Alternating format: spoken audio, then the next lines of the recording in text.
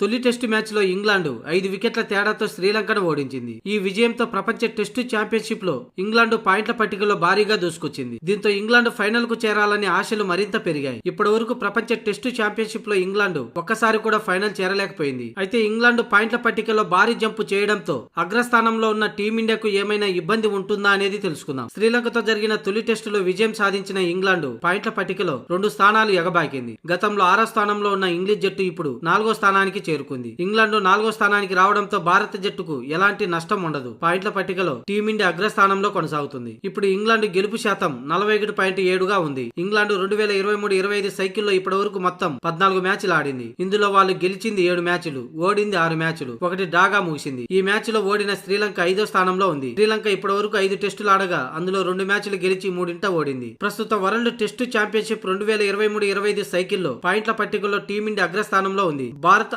68.52 విజయాల శాతంతో టాప్ లో ఉంది. టీమిండియా 9 మ్యాచ్లు ఆడగా అందులో 6 గెలిచింది, 2 ఓడింది, ఇక ఒకటి డ్రాగా ముగించింది. ఆ తర్వాత ఆస్ట్రేలియా 62.50 విజయాల శాతంతో 2వ స్థానంలో ఉంది. ఇక ఆ తర్వాత న్యూజిలాండ్ 50 శాతంతో 3వ స్థానంలో ఉంది. ఇక ఇంగ్లాండ్ 41.7 శాతంతో 4వ స్థానంలో ఉండగా శ్రీలంక 40 శాతంతో 5వ స్థానంలో ఉంది.